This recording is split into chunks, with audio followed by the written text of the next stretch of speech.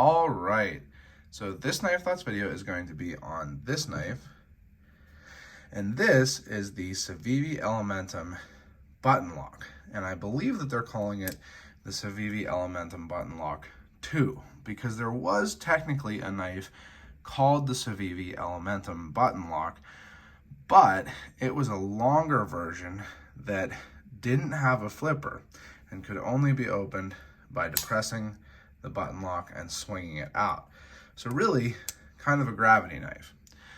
But first of all, huge thank you to Civivi for sending this knife along for review. I have the original version of the Elementum and really like it. They sent it with knife thoughts on there. So I was excited to see this version, particularly because in 2022, there was an explosion of button locks that came onto the market, particularly from Chinese brands. So Kaiser did a bunch of button locks. Maybe. This one seems to get kind of stuck. Oh, that's not good. Oh, funny that happened on camera. Anyway, Kaiser did a bunch of button locks in 2022. Also, Vosteed, a newer company, came out with some. And then Civivi, Sencut, CJRB, a whole bunch of different companies, particularly companies from China, came out with button locks in 2022, and they were really popular. So a lot of people really liked them. I reviewed a lot of them, including the CJRB Feldspar from White Mountain Knives, the Kaiser Baglighter XL. I actually think my video on this hasn't gone up yet, and now that it seems to be broken, I don't know that I will be able to put up the video that I made. We'll probably have to make a new one. But along with some other Civivi button locks, I did lots of videos on them because people were excited about them. I was excited about them. But the truth is that I don't have that many left in my collection. So I have the Vosteed Raccoon that I already showed, and the unfortunate Kaiser Baglighter XL. But I was very interested in this knife because it's such a hugely popular EDC choice. I think that the Elementum, the original version, has exploded onto the scene as one of the most commonly recommended EDC knives on the market, and also because they did try to make a button lock Elementum, and it just didn't hit quite the right way. People usually, or at least a lot of people, didn't love only having the option of opening it by depressing the button and swinging it out. They wanted to have the flipper. So I think it's a really smart decision to make this knife that has become so popular in a liner lock version as a button lock. Now, there are definitely some advantages to button locks versus a liner lock. So when you unlock the original, you can have it drop closed, but then it hits your thumb, the flipper hits your thumb, and then you have to kind of shake it the rest of the way. Not an issue, certainly no problem there at all, but definitely different than on a button lock where you open it, press the button, and it can swing the whole way closed. So it just takes a little bit of extra steps out of the process. I do appreciate not having to have my hand in the way of closing when closing the knife. So I like that. It also just makes it really, really fidgetable. So from a practical perspective of not putting your fingers in the way of the blade, but from just a fun perspective of being able to really, just open and close this without a care in the world. Now, this button lock on the Elementum, and again, unfortunately, I don't have a Civivi button lock to compare directly to, but if you saw my unboxings, sometimes the detent wasn't super crisp on, I'm forgetting which one exactly it was, but I'll make sure to put a link to my video in the description. But the tents weren't always super crisp on the Civivi and Sencut button locks that I got in 2022. And that's not the case at all on this Elementum. It is very, very nicely dialed in. The detent is pretty much perfect breaks, it's going to fling all the way out and just swings very nicely. Great action, great detent. There's ball bearings in there, and even when unlocked, there's no side-to-side play. When locked, it locks really solidly both forward and back and side to side.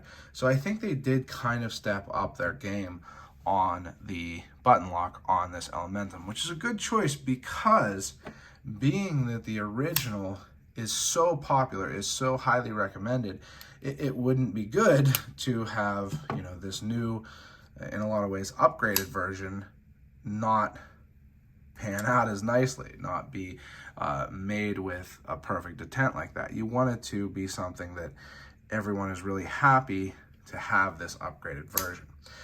Now, speaking of upgraded, there's another difference.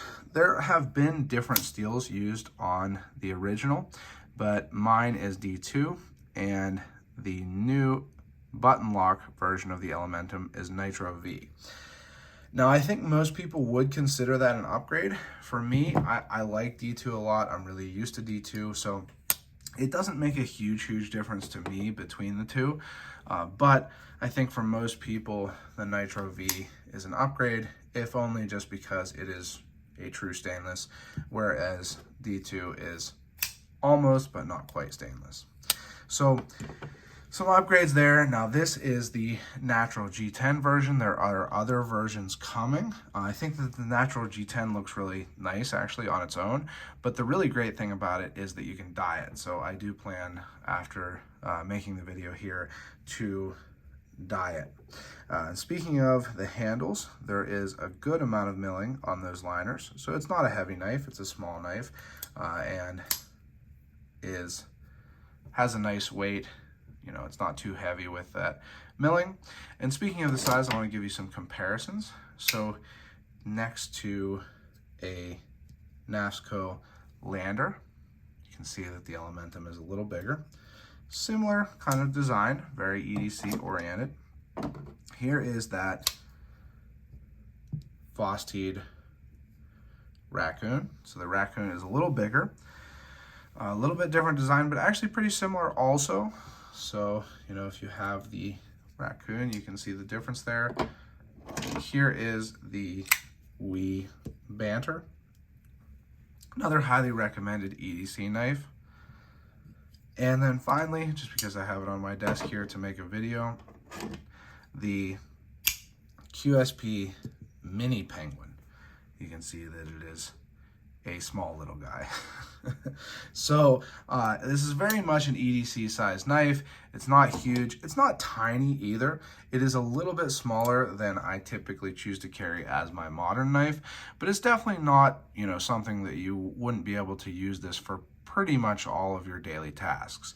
And speaking of that, it has this really classic drop point, almost spear point, but I would call it drop point blade, and a really well done grind.